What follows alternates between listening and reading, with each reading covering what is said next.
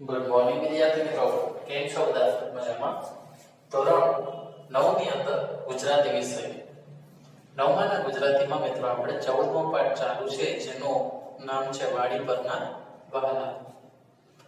મિત્રો, વાડી પરના વહાલા એટલે કે વાડીની અંદર ખેડૂત જે ખેતી કામ કરે છે, તો ખેતરની અંદર ઘણી બધી નાની નાની સજીવ સૃષ્ટિ રહેલી છે, એની વિશેમાં આ પાઠની અંદર વર્ણન કરેલું છે. તો મિત્રો, આ સજીવ સૃષ્ટિ છે એની જે રચનાત્મક રજૂઆત છે એ પાઠની અંદર કરેલી છે, અને આ પાઠ છે એ આપણે સ્ટાર્ટ કરેલો છે, અને એની અંદર આપણે ઘણું બધું કન્ટેન્ટ કરેલું છે. તો વાડી પરના વહાલા ઇસ્માઇલભાઈ નાગોરીએ લખેલો છે, રાજકોટ જિલ્લાના વાંકાનેર તેમનો વતન છે. હવે એની અંદર પાના નંબર 95 ઉપર આપણે લાસ્ટ ફકરો છે એની તરફ પહોંચ્યા છે. તો જુઓ, સવારથી સાંજ સુધી વાડી પર કામ ચાલતું જ હોય છે. રાત્રે પણ ઢોરને માટે ચીવટવાળા હોય તે સૂએ તો બાળકવાળી માતાની માફક જ એમની નિંદ્રાએ જાગૃત. એટલે કે બાળક છે એ પોતાની માતા એને સાચવે છે, એવી રીતે ખેતરને, વાડીને અને જનાવરને તે ખેડૂત સાચવે છે, અને એની નિંદર પણ જાગૃત જ હોય છે, એવું કહેવા માંગે છે. પછી ને તોય વાડીમાં ડાયરા તો જમતા જ હોય છે. આપણે નોર્મલી ડાયરો ક્યાં હોય? ગામડામાં. સિટીની અંદર બધે જ ડાયરો છે, ભજનનો કાર્યક્રમ છે, એવા ડાયરા લોકમેદની લોકો જ્યાં ભેગા થતા હોય એવી રીતે અહીંયા પણ ઘણું બધું ભેગું થાય છે, એવી વાત છે. ને જલસા થતા હોય છે. મોસમે મોસમની મોજ લોકો માણી જાય છે. મકાઈના ડોડાની મેજબાની તો ચાલતી જ હોય છે. વાડીમાં જ્યારે મકાઈ ઉગાડવામાં આવે ત્યારે એના ડોડા છે એ શેકીને ખાવાની બહુ મજા આવે છે. આજુબાજુની વાડીના આડોશી પડોશી મિત્રો ભેગા થઈ જાય ને આમંત્રિતો પણ કુંડાળામાં પડી જાય. દુબળા લાકડાની ને પાંખી કાથીની ખાટલીઓ ઉપર માનવતા મહેમાનોને બેસાડાઈને સ્વયંસેવકો કાંટા ભેગા કરી લાવે. સમજાણું? સ્વયંસેવકો કાંટા ભેગા કરી લાવે એટલે કે પોતે કાંટા છે એ ભેગા કરીને એનો ભટ્ટો કરે ને એમાં તે શેકે.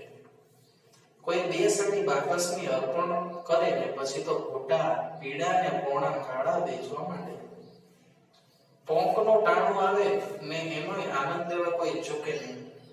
માંડવીના ઓરડા તો છેક સુધી માંડવીમાંથી શેટર માંડવી મળે ત્યાં સુધી મોડી રાત્રે ને વહેલી સવારે ચાલુ જ રહે છે.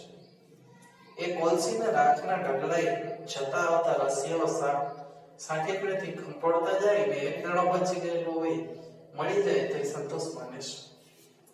મિત્રો, ખરેખરની વાડીની જે મજા છે એ આપણે લોકોએ તો હજી માણી જ ના કહેવાય. સંતાવેના મોલની પણ માંડવીઓ અસામાન્ય તો નહીં જ. ચણા, પપૈયા, જામફળી બધાની પાર્ટીઓ નાની અને ખાનગી હોય. ઘણી ભાગ એક જ સાહસિકની સફરના ફળ એ જ હોય છે. ચીજ લઈને પછીથી વાતમાં કહી દઈએ તો દોષ મુક્તિ થઈ જાય એ માન્યતા પણ સાવ ગઈ નથી. એટલે કે કોઈ પાસે ઉધાર લઈએ તો એના સામે કંઈ આપવું પડે એ માન્યતા છે. ખાવા પીવાના જ માણસો મળે છે એવું નથી. વંજી બાંધવા, નડિયા ચડાવવા, ઘઉંના પાડા બાંધવાને કોઈ વાર તો શાંતિનું કામ, સાધારણ માગતું કામ ને તાત્કાલિક ને ઝડપથી બતાવવાના કાર્યો કરી દેવાને લોકો એકબીજાને ત્યાં જાય છે ત્યારે કામ સાથે કિલત પણ થતો જાય છે. મિત્રો, આપણે પણ ઘણીવાર પાડોશીને, ભાઈબંધોને ઘણા કામમાં મદદ કરીએ છીએ. તો વાડી છે ત્યાં આજુબાજુના ખેડૂતો એકબીજાને હેલ્પ કરે જ છે. ચીચોડો ચાલુ થાય ત્યારે ઘણા ભાગે સગાવાલા મદદ આવી જતા હોય છે. એટલું જ નહીં, અરસપરસની ઢાલવાડા ને મેળાવડા ખેડૂતોએ સામેલ થાય અને એ પ્રસંગને ઉકેલે છે. જેમ કામની દોડના દિવસો હોય છે તેમ નવરાશના ગાળાના દિવસો પણ ખાસ કરીને ચોમાસામાં આવી જાય છે. ત્યારે કદી નવરાશ ન પાળનારા જવાનો પણ ચોપાટ ઉપર જામતા હોય છે અને મોડી રાત સુધી હર્ષનાદો થતા સંભળાય છે. ભજનની રાતો ઠાકોર થાળીના દાંડિયા રાસની રાતો પણ સમૂહ આનંદથી રાતો જ બની જાય છે.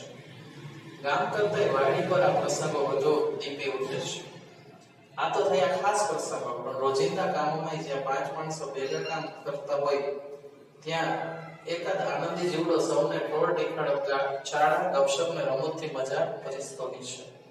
આ બધો આનંદ ન હોત તો અનેક એકધારા ખેતીના અનિવાર્ય કામો ઢસડો બની જાય.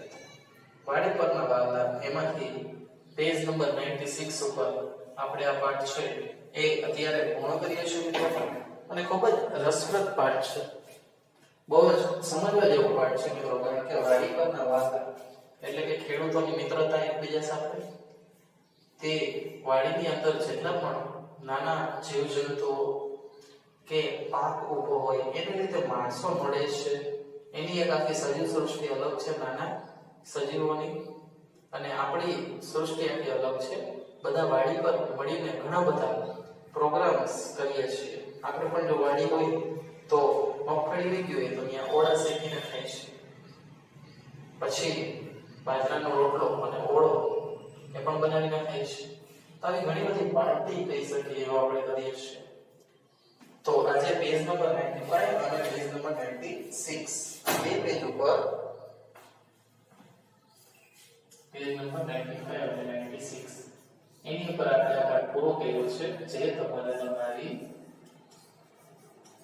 નોટબુક ની અંદર કેટલી વાર એક વાર લખવાનો છે.